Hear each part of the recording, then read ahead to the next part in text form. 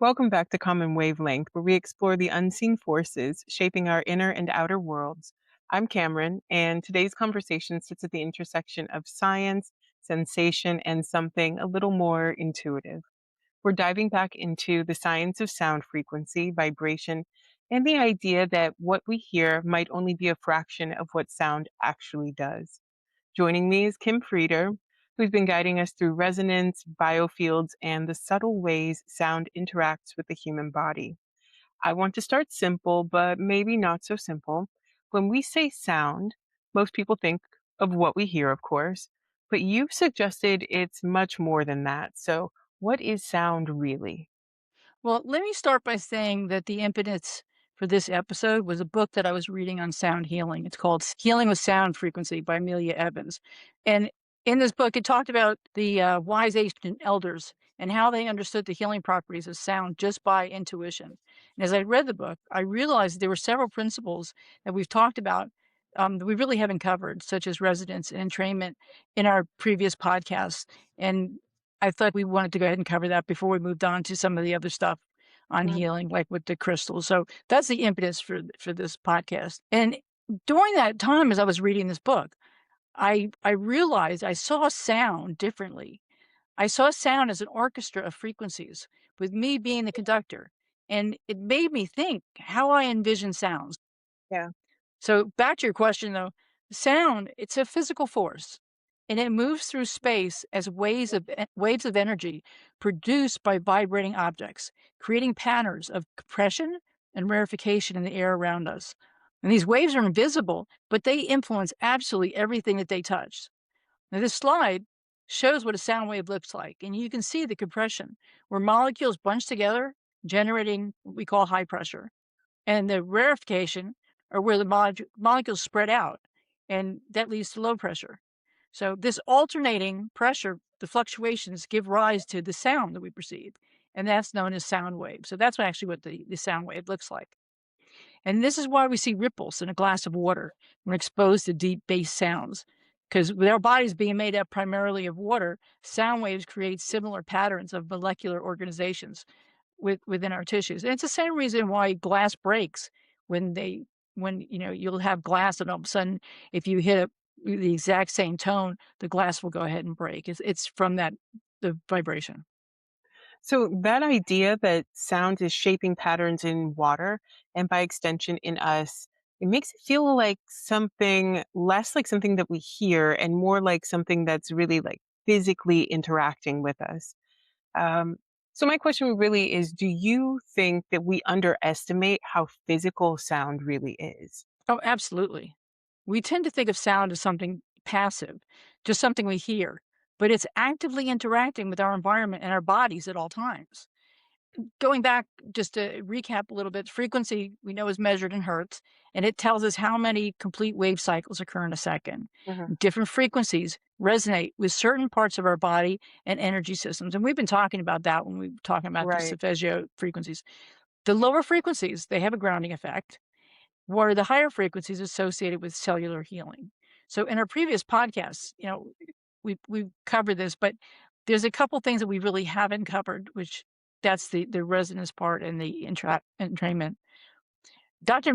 Mitchell Gaynor, who's the director of medical oncology and integrative medicine for the Cornell Cancer Prevention Center in New York, he Oh. points out that sounds as vibrations touch every part of our physical being. So sound is heard not only through our ears, but it's actually heard in every cell of our body. And it can redress balances on every level of physiological functioning and can play a part in the treatment of virtually any medical disorder. So after reading this the last book, like I said, I like to think of myself as a conductor of an orchestra. Mm. If we think of this orchestra as made up of vibrations, and my role is conductor, and it's to create a symphony of balance and healing. I want to generate specific wave patterns that create not just a pleasant auditory experience, but I want something that's going to affect my body's frequencies. The interaction of all these different vibrations, that's what's known as resonance. And it explains how sound healing affects our physical, emotional, and our energetic well being. For instance, I may begin to play at a high frequency like 432 hertz to clean my mind and balance body. and then introduce a lower frequency around 96 hertz to ground and calm the nervous system. I'm really drawn to that idea of composing a symphony inside the body. It feels kind of theatrical, which of course I love. Like you're creating an experience, not just, producing sound. When you're working with sound in this way, are you thinking more like a scientist and, you're thinking numerically, or are you thinking of it more like a composer, like an artist? I really think it's both. There's a scientific understanding of how frequencies interact, and also mappings available of frequencies to organs of the body. And we've gone ahead and published those, and we publish again. Put some more out there after this podcast. But there's a lot of intuition involved. It's not a rigid one size fits all process. They're usually, when you look at those frequencies, it's a range of frequencies also. Okay, so you're working with patterns, but you're also responding to what feels right in the moment. And that's where it becomes experiential. Think of our elders that didn't have the science behind their chants. And when we talk about resonance affecting emotional or energetic states, it raises an interesting question to me. Are we hearing the sound or are we actually feeling it first and interpreting it as sound? In many ways, we feel it first. Sound is vibration, and our bodies are constantly responding to vibration, whether we're consciously aware of it or not. And this brings us to the idea of the biofield, which we have not talked about previously. Now, biofield is every living being has an invisible yet immeasurable complex electromagnetic field of energy that extends beyond the physical body. Scientifically, it's known as the biofield. In ancient healing, traditions recognize this, and modern medicine is just now beginning to understand and validate it. It's one of these things again where they used it all the time by strictly by intuition. In 1994, the National Institute of Health officially defined biofield as a massless field, not necessarily electromagnetic, that surrounds and permeates living bodies and affects the body.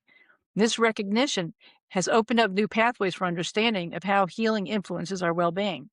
If we examine this biofield, we discover that it consists of multiple interconnected layers. The physical layer connects directly to our bodily functions, while the emotional, mental, and spiritual layers, they extend outward, each vibrating um, at their own frequencies, their own unique frequencies, actually.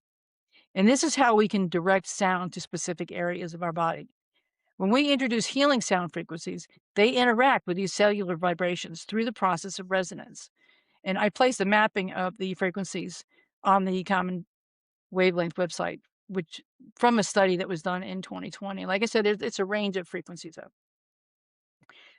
This interaction can help restore harmony on discordant frequencies within our biofield, addressing imbalances. In 1999, Dr. Gaynor discovered that illness was a manifestation of disharmony within the body and an imbalance within the given cells or organ. Using singing bowls, he aligned the frequencies to create harmony. YouTube has an excellent video on resonance where you will see two tuning forks. And if you hit the one on the right, the tuning fork on the left will begin to vibrate. And if you can stop the one on the right, the one on the left will continue to vibrate. Basically, tones set corresponding tones, those that are tuned to the same natural frequency in motion, and they create musical intervals. If we change the tuning of one item, then the phenomenon gets weaker or stops completely. And some of these intervals will be strong and firm, and some, of course, will be weak and unstable. We call the strong intervals consonances, and the weaker ones we call dissonances. So consonance, you're going to feel that even when you walk into a room, when you get along with everybody, you have really good energy that Yeah. vibes with somebody. It brings stability and a comfortable situation. But dissonance brings a need for change or transformation, which we talked about previously also. Hmm. It's that feeling that you get like, I want to get out of this room, right? You just do not vibe with the person. And so this is just a different way of actually looking at that, from a different perspective, where it's why is that feeling actually occurring? It's not just that we weren't aligning with it, but this is explaining with those forks that you can see that this is why we're not, because it's not within the same tuning. So as we create our symphony, remember that each organ and tissue and cell in our body has its own unique resonant frequency. And over the past podcasts, um, we have seen that this is not just theoretical, right? We've shown modern science has actually documented specific frequencies and how they influence the cellular function and promote healing within our body. So it's a complex process, and we need to connect though to our intuition. It's not something black or white. We need to find our own balance and our harmony. And the more that we work with it, the better we're going to get at finding that balance because, it you got to be able to feel it also. And the more you work with it, the more you're going to be able to feel it. So if all those layers are operating at different frequencies, does that mean that we're constantly sending out multiple signals at once? And what happens when those signals don't align? Well, that's when the second phenomena comes into play, and that's called entrainment. Entrainment is a natural phenomenon where two sounds at different frequencies come into contact with another. Okay. The interesting thing about it, though, is that eventually they will vibrate in resonance, and that's how we start working with the tuning forks. The lower frequency will always rise to match the higher frequency.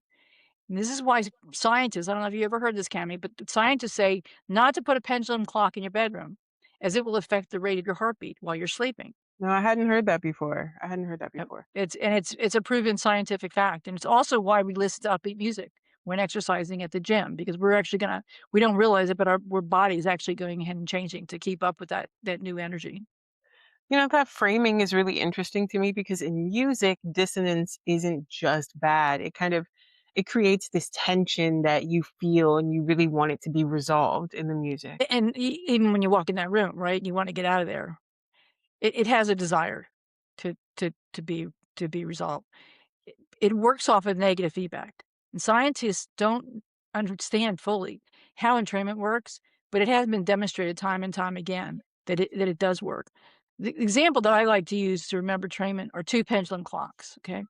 In 1666, a Dutch physicist called Christian Huygens discovered that two clocks mounted on the same wall synchronized to each other. Okay, they took two clocks that were not in sync, and all of a sudden they synced with each other. And he surmised that it was caused by the vibrations of the air molecules. They were transmitted across from one pendulum to another. Hmm. However, he realized that it wasn't the case when he put them on different walls, and the phenomenon did not occur. So the what he realized is that the transmitting medium was actually the vibrating wall. So in entrainment, the different amounts of energy transferred between the two moving bodies is due to the asynchronous movement periods causing negative feedback. And this negative feedback, causes adjustments in the process. And it causes different energy amounts to gradually eliminate to zero. It tries to get rid of that negative feedback until both bodies actually move in resonance with each other.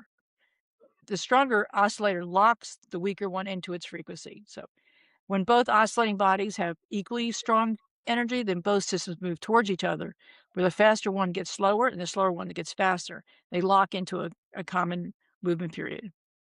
That really makes me think about people and environments, like how you've been saying, you can immediately walk into a room and feel that energy shift. How can we directly experience resonance and entrainment? Well, to experience these, you would need either a tuning fork or a singing bowl. You can sit comfortably and strike the object, keeping it close to you. Focus on how the sound waves move through your body. Notice areas where you feel the vibration strongly. These are points of the resonance and where the healing frequency is most receptive. As you continue to play the object, you can pay attention to how your breathing will naturally begin to slow and synchronize with the sound. This is entrainment in action. You're actually having your bodily functions change to match that. That moment where your breathing kind of syncs with the sound and you feel like the vibration in your body, it feels sometimes like a shortcut into meditation. Um, would you say that sound can guide people into those states a little bit more easily? Definitely. It creates a natural pathway into the states without needing to force it. For me, I can listen to the Seveggio frequencies and experience that same effect, but not everyone can. The tingling that I felt that started my whole journey was resonance and entrainment in action, although I didn't realize it at the time. Now, two of my tuning forks are keyed to the Om sound, which automatically places my body in a meditative state. Part of that is because of the fact that I've spent so many years of my life meditating to the Om sound. So all I do is I need to hear the Om sound and I'm gone. I can immediately put myself into that. My body just automatically, muscle memory puts me into a meditative state. What if but what if someone just doesn't feel anything? Does that mean it's not working? An excellent question. And it does not mean that the sound is not working on your body because it's scientifically proven that frequencies resonate with your body. It could be that you're not particularly, you don't need to balance your that particular area of your body is not out of balance, or you're just not aware of your body signals. The more that we work with the sound, the crystals, and meditation techniques, the more we will become aware of our body. We will also become aware of our own preferences. Remember that sound should be part of our daily routine, just like we take a shower every day. We need to go ahead and balance ourselves with sound. And this is bathing in sound. It cleanses your biofield. I mean, I think of it just like a bath of sound. And all this can be done without spending money. There is no need to go to a sound practitioner or pay for someone to teach you how to do it. The frequencies do the work. There are no special skills that need to be learned. We have provided through the podcast the basic information. And if you have any questions, please reach out to us. I'm more than willing, and so are you, Cami. And we love it when people write us questions and we go ahead and respond to them. So there is no money involved. I mean, unfortunately, with the internet, people like to make money and they charge for practicing of sound, and they want to go ahead and do the the the singing bowls on you, and they want to go ahead and do the tuning forks on you. But there really is no need. Okay, Right. and if you have some money you want to spend, then try experimenting with some sound healing tools. For instance, a set of tuning forks, crystal bowl, a singing bowl, or gong. There are a range of price categories to choose from, and they're readily available on Amazon. Or better yet, go to a local store and try them. I purchased my personally forks from Amazon, but Mhm. I don't have a bowl yet that I really go ahead and use. You're better off trying them before you purchase it. I've gone and I played some bowls and I just haven't found one that really resonates with my body. And because I mean, with a bowl, or at least get one that you can return. But with bowls, there's a relationship between frequency and wavelength. So, like a large Tibetan singing bowl, it'll create large wavelengths and lower frequencies, and that will resonate with your entire body. In comparison, you can get a small crystal bowl, and it'll produce shorter wavelengths but higher frequencies, and that'll affect us more on a cellular or an energetic level. So more and more physical stores are carrying sound tools, and I would suggest going and playing one and seeing what it does for you. I love the gong, but they're very expensive. They run at Yeah. thousands of dollars. But I mean, to me, that is the most amazing sound, especially if it's a good gong. Um, so I mean, I don't spend a lot of money on any of my tools, but I do go ahead and have a range of tools. So and the thing is, once sound balancing is incorporated into your life, that orchestra that we're creating, it'll grow. It'll accumulate more tools and instruments. And as a conductor, you'll intuitively know which instruments to use in your symphony, but don't rush it. Listen to your intuition. There's no rush through this this experience. And you're gonna look back on it years later and say, how much you've changed, and you really don't realize it. You're gonna feel better, and you're gonna be opening your mind up to ways that you don't even understand now when we talk about it.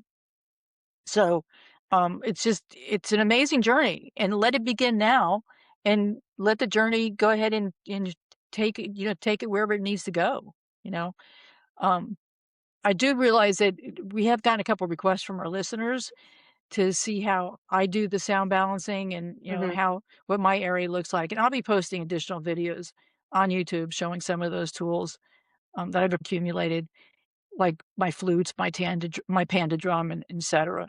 But the reason I haven't put them out there yet is that I don't want you to think that that's the way to do it because, again, Right. every single person is individual. I just want people to realize what they can go ahead and do or what, just give you some ideas. But please reach out to us because that's the only way you're gonna go ahead or that's the best way, is see what people do.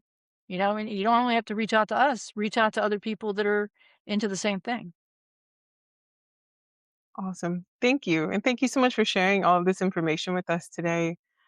Before we close out, what thought would you like to end with? We are constantly in communication with the world around us. This exchange of energy, the resonance, the entrainment occur without our conscious mind.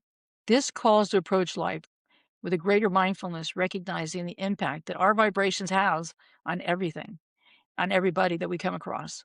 By applying these principles to our everyday life, we can work at tuning our frequency to resonate with love, compassion, and understanding. All right. Well, thank you for joining us again at Common Wavelength.